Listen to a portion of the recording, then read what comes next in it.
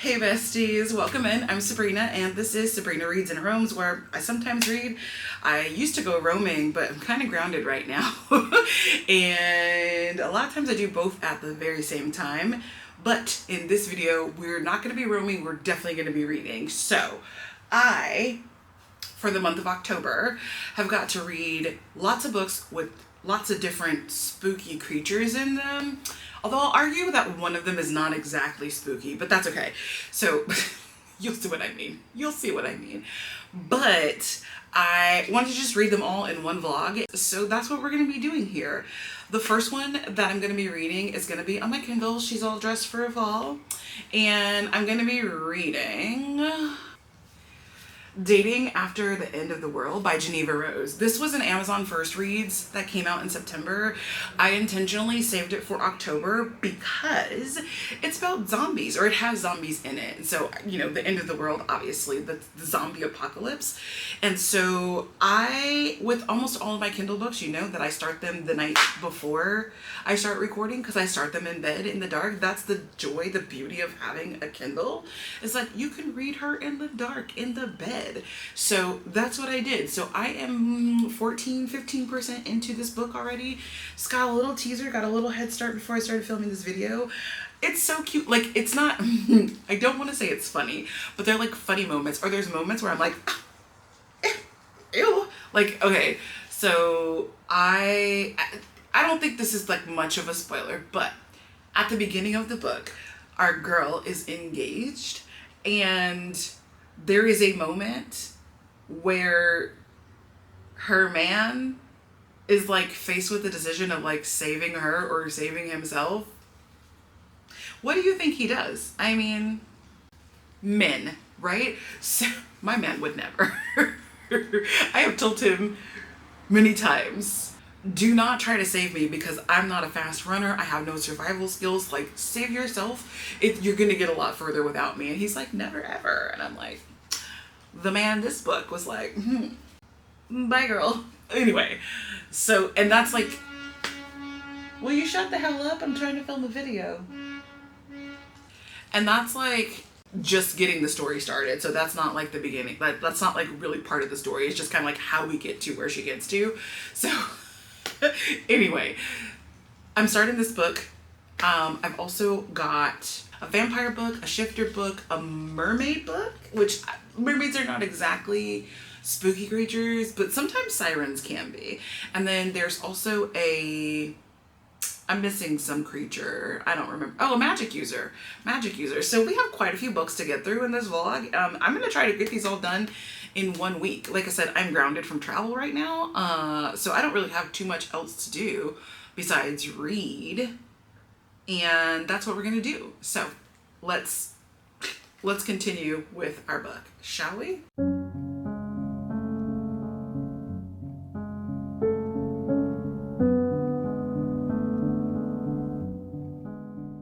Okay, so I am 55% of the way through Dating After the End of the World, and I like it.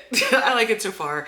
It's obviously not like spooky because it's zombies, but there's still like the zombie element where they're like being attacked and on the run and all sorts of things. So our girl has gone back to her father's compound that he has built over the years, and she's there, and the kid who bullied her all throughout high school, I mean, he literally calls her Doomsday, he's there, and wouldn't you know it, they're sharing a room. Now I will say there's more than one bed in the room, so that's nice. Because the last thing I'm ready to handle is the just one bed trope in this story. But anyway, so, you know, the romance aspect of it is starting to heat up. So that's where we're at with this book. But I, yesterday, started Skin of the Sea. And by started, I mean I'm on page 10. I read the first 10 pages and I was so tired. I was like, oh my God. And so I think I'm gonna have to reread the first 10 pages because I'm not totally sure that I was picking up what they were talking about. But anyway, this is my mermaid book. And it should be a pretty quick read. I mean, it's like 300 and, oh, wait. It's not even. Oh yeah, it's 303 pages and the text is pretty large. So, I mean, I should be able to read this pretty quickly, and I'm just gonna go back and read those first 10 pages again because I kind of got the gist of it, but I want to make sure I'm like grounded in what the story is about before I go forward. So it's a West African mermaid story, and Simi prayed to the gods once. Now she serves them as a mermaid, collecting the souls of those who die at sea and blessing their journeys back home. But when a living boy is thrown overboard, Simi goes against an ancient decree and does the unthinkable. She saves his life, and punishment awaits those who dare to defy the gods. So it's giving black women gonna do what black women gotta do, even when they're mermaids. Don't listen to me. I think I'm delirious at this point. But anyway, so that's where we're at. I am going to attempt to finish Dating After the End of the World tonight. I think I have 3 hours left in it. And since it's on my Kindle, it's like the perfect thing to just like lay in bed and read and try not to fall asleep. The challenge is always not to fall asleep when reading the Kindle in bed, which will give me pretty much tomorrow to finish this book. And then at that point, we will be at nieces and nephews weekend, which means I'll probably do almost no reading whatsoever, except for maybe like little kid books at bedtime. But I think the nieces are 6 now, so I'm pretty sure I'm just gonna make them read to me. Like, the days of Auntie Bree doing character voices are over with. Y'all know how to read. Just, you're gonna read to me. So anyway, that's my quick I was gonna call it an interlude. That's not what this is. That's my quick update on my Spooky Creatures books so far. So wish me luck on getting these finished before the kids get here.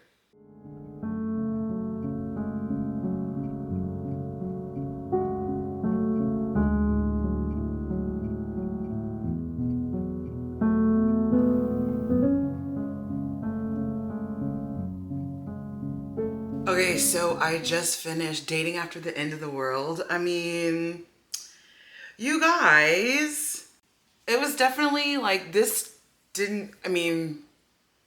didn't have like a super sappy love story ending, and I like that. I love that. Like I love reading romances, but I hate when it has like the cutest little like ending ever and like everything's so great and there's no problems, and like this book still ended with like there are problems going on. It wasn't like, oh, and then everything went back to normal. So I like that about the book, and it was a good read. And the epilogue, like the final scene in the epilogue, you'll just have to read it to find out. But good job. That was my first Geneva Rose book too. So, I mean, like, I see her, you know, she's like the twirling girl who signs all her books at the store, but I've never read one of her books before, mostly because I just didn't think I'd be interested in them. But after reading that, I don't know, I kind of think that I might be interested. So the Amazon First Reads program has done its job, I guess, because now I'm interested in potentially reading a Geneva Rose. I say potentially, but I think what I mean is I'm going to read a Geneva Rose book, one of her previous books. I dig her writing style. So yeah, I gave that 4 stars, and that is number 1 in my Spooky Creatures checked off zombies. So now I'm going to get focused on reading the mermaid book, and I will let you guys know how I feel about that when I get about halfway maybe. So, okay, cool.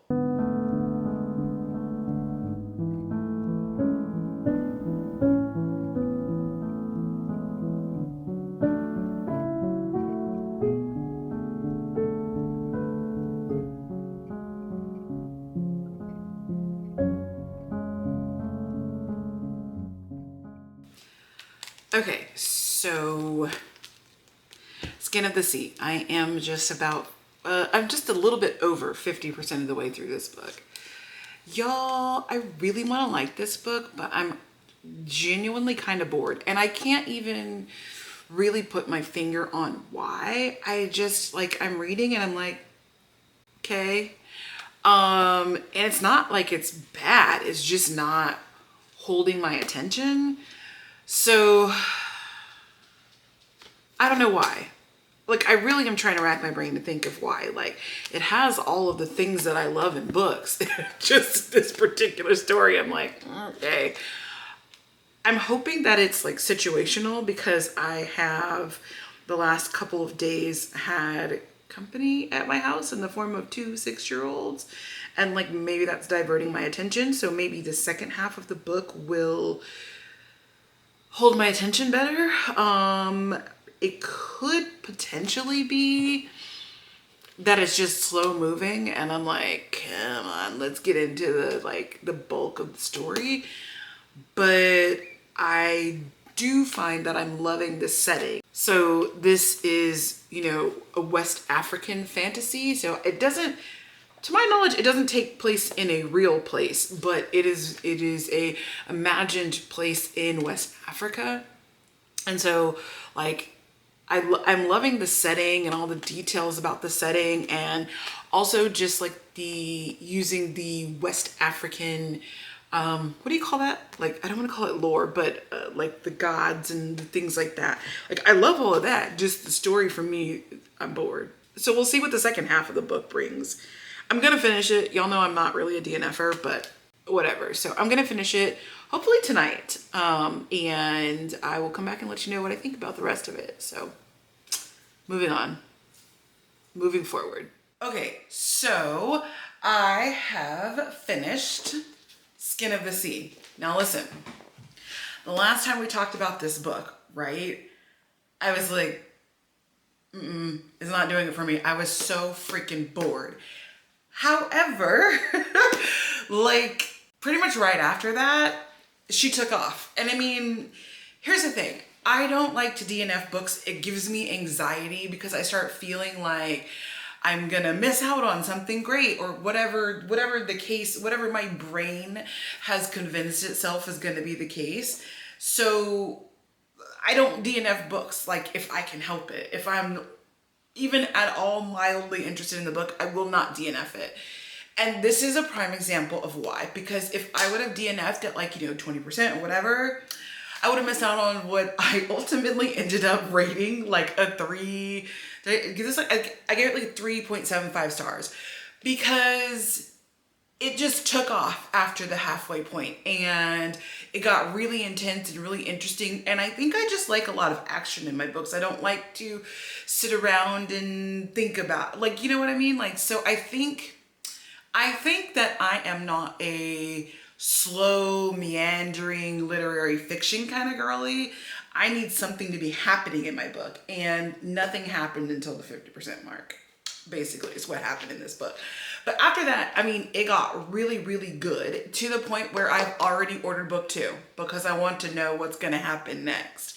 So I don't know if I specifically gave like a breakdown or a synopsis of this book, but essentially we have our girl here. She is a mermaid, and this is based on West African deities and spirituality and stuff like that. So she is a mermaid. I think they call them Mamiwata. I don't know if I'm pronouncing that correctly, but so she has one goal, and her goal is to save the souls of people who are thrown overboard from slave ships. And this is in the 15th century, so it's just before the transatlantic slave trade starts. It's when, oh, see, I'm gonna get myself on my history here. It's just before it starts, and so they're taking slaves. Is it the Dutch that are taking them back in the 1400s? I'm pretty sure about that. I'm not a history buff, okay? So don't kill me if that's wrong. But it's just before the transatlantic slave trade begins. And so they are throwing slaves overboard, and the mermaids, the Mamiwata, are like charged with grabbing their souls to bless their souls and send them on to a better place. And she finds a man, a boy, who's thrown overboard, and he's not actually dead yet. And she saves him. She's not supposed to save him. She's only supposed to be saving souls, not live people, but she does. And then everything that happens after that is because she basically broke the rules that are put forth by the gods. And so there's a whole situation that goes on. And then there's like a kind of like a side story with the boy that she saved and his family and what he needs to do. The things kind of like, you know, end up converging in the book. And that's what this story is about. I gave it a 3.75. It would have been higher if the first part of the book did not bore me to tears. It would have been like a 4.75, maybe even a 5-star. But I had to, you know, I had to bring it down a little bit because of that. So finish that. We've finished our mermaid prompt. Now I'm gonna move on. 2 more books that both fit into the spooky creatures theme. The first of those is The Fighting Spirit.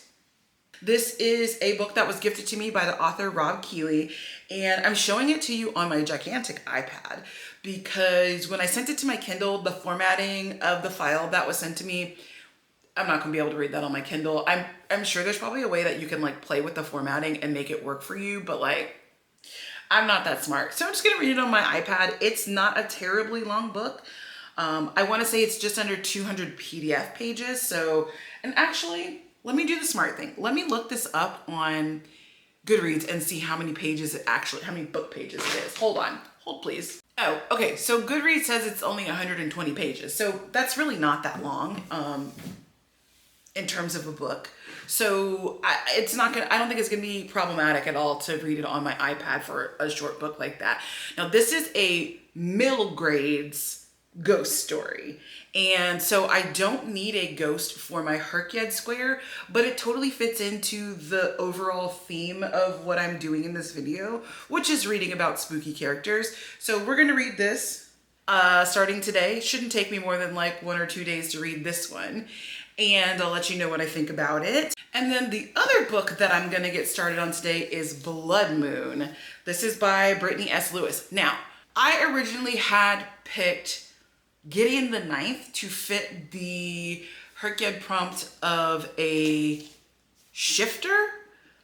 I was going based on what Google told me. That may or may not still be a good book for that. However, one thing that I found when I was like perusing my shelves a little bit better is that Blood Moon has werewolves in it. Now, when I read about this book, everything I've heard about this book only talks about it being about vampires, but it apparently also has werewolves in it. So I'm like, werewolves are shifters, plus it's about vampires. This is a little more fitting and way more perfect for the time of the year. So I'm gonna go ahead and just go with Blood Moon, and that's gonna give me my shifter. It's going to give me vampires. It's going to be super atmospheric. It's so freaking pretty. Look at this. So freaking pretty. And she's, I mean, the book, it's a hardcover, but she feels good in the hand. She's not too intense. I don't know anything about this except for kind of like the, you know, like the little like talking points that I've heard from the author herself, which is that, you know, this is about representation. So this has got Black characters in it. And I think she said it was based off of the Vampire Diaries, or like inspired by the Vampire Diaries, which I have never seen. I don't even know, is that a book? I've never read the books. I've never seen the show. I don't know anything about Vampire Diaries except that obviously it's about vampires. But she said that I think this is either based off of or inspired by vampires or one of the characters on Vampire Diaries. So, I mean, I'm excited to get into this book, and I'll let you guys know what I think. I don't know, what does this say it's about? Mirabelle Owens grew up with legends of wolves that traveled to her Midwestern town to protect humans from vampires. Okay, the freaking first sentence is about werewolves. How did we not know that this had werewolves in it? Like, why is nobody, everybody's just like, oh, the vampires. I'm high-key annoyed that nobody told me this had werewolves in it. So anyway, this is what I'm going to read for my shifter book instead of Gideon the Ninth, because it's giving better for this prompt. So, those are the books I'm going to be starting on today, and I will check in with you and let you know what I think as I go along in these books. Okay, ignore the mess behind me. I'm in the middle of something here, but I wanted to pop in really quickly because I finished The Fighting Spirit by Rob Keeley. Okay, you guys, like, this is a middle grades book, and so I was, I always say this and I feel like it sounds like I'm saying like, oh, I was expecting a terrible book. Just that, you know, it's a middle grades book and I'm like 40. What am I, 42, 43? So I wasn't expecting it to be like a super impactful book for me. I was expecting to be like, oh, you know, this book was good, or this book was mid, or whatever. Or I could see why kids would, like middle grade kids would enjoy this. But honestly, like, I'm not even just saying this. Honestly, like, this was such a good book. You don't even, who cares that it's middle grades? Like, yes, it's like a kid's story and it features children and it's classified as middle grades, but like the characters in the book, genuinely, I was like rooting for them. They go on an adventure and I don't want to say too much about it. It does take place in World War II. Well, okay, to be fair, it starts in like current day, and then of course the premise of the book is that the female main character, she places an ad in the paper and a ghost, or no, she answers an ad that's in the paper and a ghost comes to live with her. And the ghost is a little bit mischievous, but basically she and her neighbor friend are like, what can you do? And he's like, well, I've been working on time travel. So they time travel and things go awry. They end up in World War II in London and they go on an adventure. They do some, I get mystery solving. They do some problem solving in World War II, and it's, you know, it's a good adventure and the story itself is really good. I read it and I was like, no, genuinely, this is such a good book. And I definitely, like, I wish my nieces were just a little bit older so that I could like read this book with them. I'm gonna hang on to it until they get a little older and we can read it and enjoy it together. Especially since they visit me every October and we have like a Halloween themed weekend. So in a couple of years, this will be the perfect ghost story book to read to them because it's not spooky, it's not scary.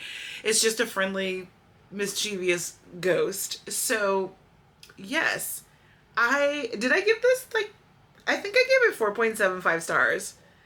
But I may end up increasing that rating to 5 stars. We'll see how long it lingers with me. But yeah, so I finished it. That was such a good book and I super enjoyed it. And I really liked the message for kids, but as an adult. So A+ on that one. So that was that. I am also halfway through Blood Moon. I was gonna come back at 100 pages in and I was flying through. I'm flipping pages. I'm like, what's happening next? Now, first of all, I want to say something. Apparently, I'm just like super ignorant. And yes, I've not watched or read The Vampire Diaries.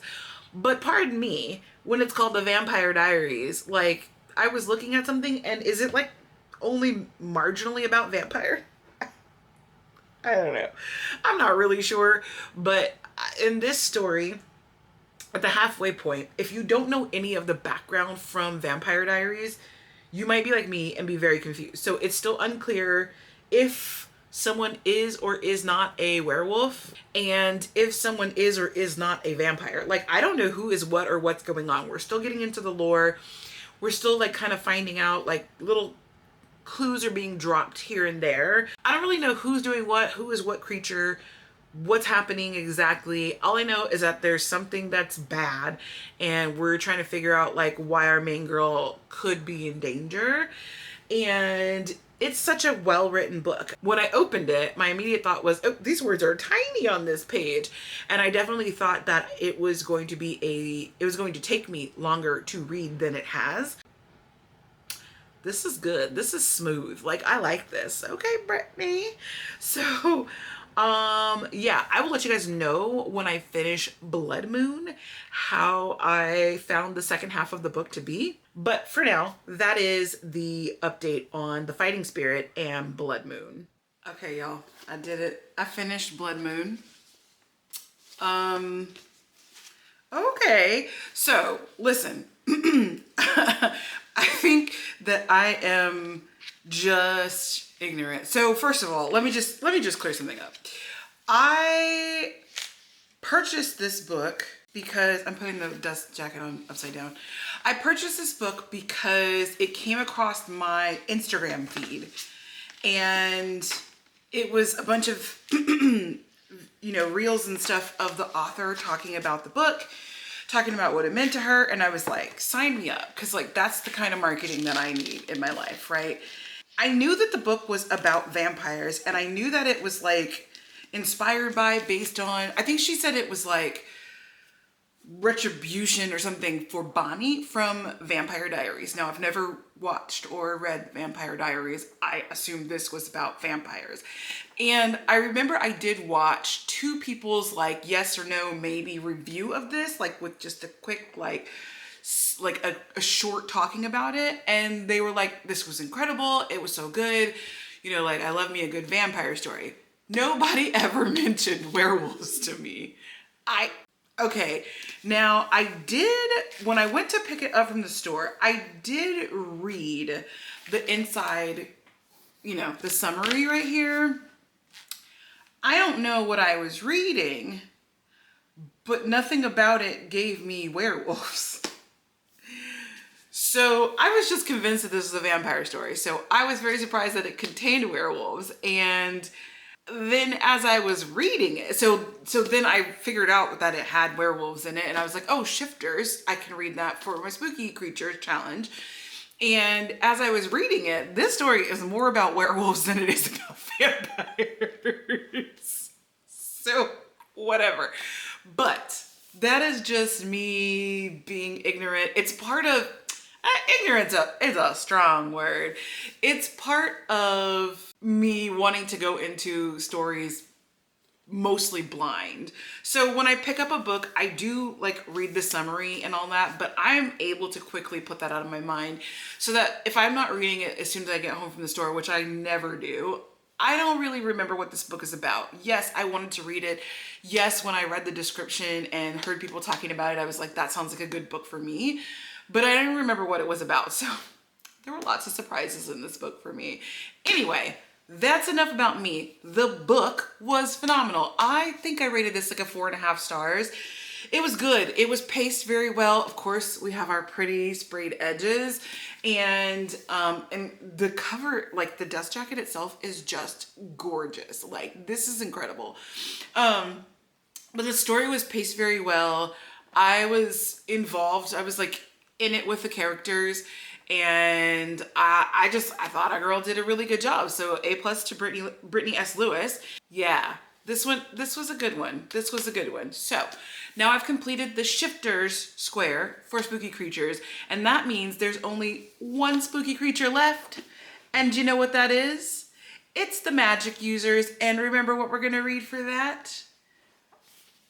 A Witch's Guide to Magical Innkeeping. So this is gonna be our last book for this video and for the spooky creature square. And then I will have completed a whole square on the bingo board for the hardest reading challenge you'll ever do. So again, I like to go in mostly blind. What I know about this is I think like someone's auntie died and now she's taking over the inn and she's a witch, or she's gonna discover she's a witch. I think that's somewhere near the truth. It doesn't really matter because when I read the full synopsis of this, I was sold on it. And so I do really want to read it, and it doesn't really matter what it's actually about because I'm sure that I'm going to love it. And I will say, like, my ability to judge a book based on its synopsis and then forget about it until I read it hasn't really steered me wrong. I know myself. Anyway, this one, how many pages is this? Oh, she's a shorty. There's 330 pages, 333, something like that. So it shouldn't take me too long to read it, but I will pop in and update you guys when I get to I like either like the 100-page mark or the 50% mark to kind of like check back in with the book and see like how we're doing. Those are close to the same because 150, I think it's like 151 is midway point, so.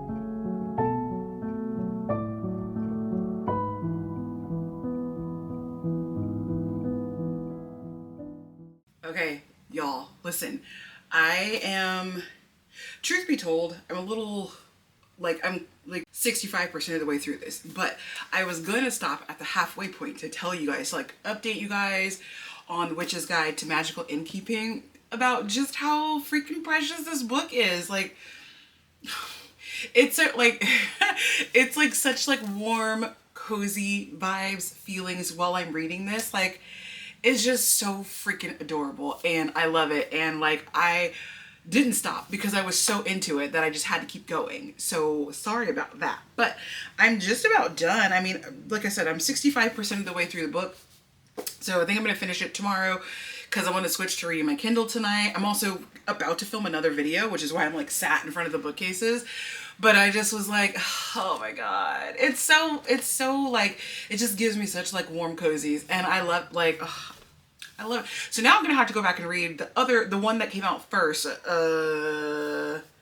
Witch's Guide to Dating, maybe? I forgot what it's called. I put it up on the screen, but by Sangu Mandana. And for hrcyed, I was realizing that this book can count for so many things. So in the hardest reading challenge you'll ever do, there's so many different prompts that you have to fulfill. This one could count for your spooky creatures, which is what I'm planning to use it for, but also it can count for disability rep because there's 2 different disabilities represented in this book. I don't want to really give anything away, except that I will say that one of the characters has autism, and I just love the way it is represented, it is treated in this book. So yes, it can also count for farm animals in the animals are better portion of the challenge.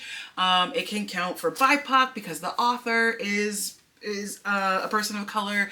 Like, there's so many different things that this book can count for in the hardest reading challenge you'll ever do that it's like no brainer. If you're doing hrcyed, you should just read this book and figure out which of these squares that you need to fill in and fill it in with this. Because I mean, it's such a good read.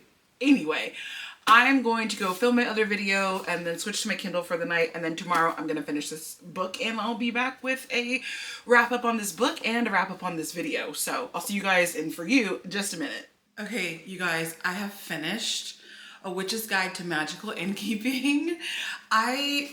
What can I say about this book? Like, the thing that I want to say about this the most is a gigantic spoiler. So I'm not going to say that, but what I do want to say, I think, is that I love the way that this book ended.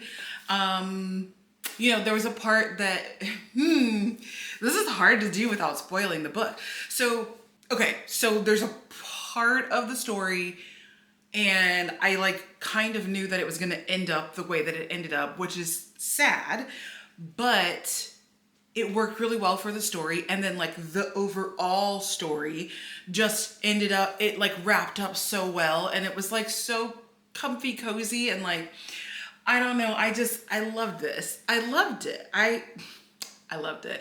Truth be told, I finished this 2 days ago. It doesn't matter. 2 or 3 days ago. And I've been thinking about it ever since I finished it. I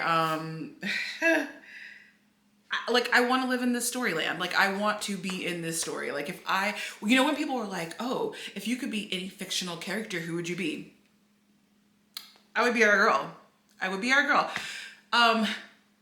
Sarah. Sarah's her name. I would be our girl, Sarah, because I just loved everything that happened in the story. So anyway, I'm ranting and raving about this book because it was so good. I'm pretty sure that I rated this a 5-star. If I didn't, I'm going to go back and change it to a 5-star. So oftentimes I will rate something like a pretty high 4 and then I start thinking about it and I'm thinking about it for days and days. And that for me becomes a 5-star book. So that was A Witch's Guide to Magical Innkeeping. So to wrap up this video of reading all of the spooky creatures required for the hardest reading challenge you'll ever do, I started it off with Dating After the End of the World for zombies. And I loved that book. I read that on my Kindle. I think, where should I put it over here. Let's put it over here on the wall. It's the only wall in the house that is this color. Every other wall in this house is like the grayish color that houses come with when they're built. Anyway, so So this is my only wall of color in this house. So we'll put it up here. Okay, so I read that for the zombies prompt. And then I read Skin of the Sea, which was for the mermaid prompt. Then Blood Moon for the shifter prompt. And if I hadn't already filled it, it would have also filled my vampire prompt for me. And then, even though this was not necessary for hrcyed, I also read The Fighting Spirit by Keeley, and this is a middle grade ghost story. I think I talked about it while I was reading it, but this is the middle grades, and I'm 42, so I'm not exactly the demographic audience for that book. However, maybe I am, because I enjoyed the book so much. Like, it was such a good book. So that was a ghost story, which is very appropriate for October, for Halloween, for spooky season. So I have read a full gambit of creatures. And if you're curious, I can tell you the other creatures that I read for this. I didn't read them in this video or in the month of October, but I read them previously throughout the hrcyed challenge. So for other creatures, which was a thing that we needed to do, I put the devil from when I read Our Infinite Fates. And then we had to do a spirit creature. And so for that one, I used the Unbound by V.E. Schwab because the archived persons are ghosts. Then for Fae folk, I used a Fae in Finance. And then for vampire, I used Bury Our Bones in the Midnight Soil, also by V.E. Schwab. So those are the other books I used to fill out the spooky creatures prompt, and now I am done with that. So we're gonna check that box off on our hrcyed spreadsheet, and we're gonna keep on moving through the rest of the challenge. But I just want to thank you all for hanging out with me, being here, watching this video. Like this video if you liked it. I mean, if you didn't like it, leave me a comment and tell me why you didn't like it. Actually, I'm totally open to you leaving me a comment and telling me what didn't work in my video for you, because I constantly am critiquing my videos like, oh, I could change this, I could change this, and then someone will surprise me with a comment being like, I loved everything about this video, and I'm like, really? So yeah, if you didn't like it, go ahead and like hit me up with a comment about what you didn't like. Be nice about it, but you know what I mean. And if you did like it, give me a thumbs up. You can also tell me why you liked it or what you liked about it. And if you have not yet, please hit the subscribe button, because I would love to have you as just a permanent fixture in my internet of people. And yes, I'm rambling at this point, so let me cut myself off here so I can go edit this video and put it online for you guys. And I will see you all in the very next video.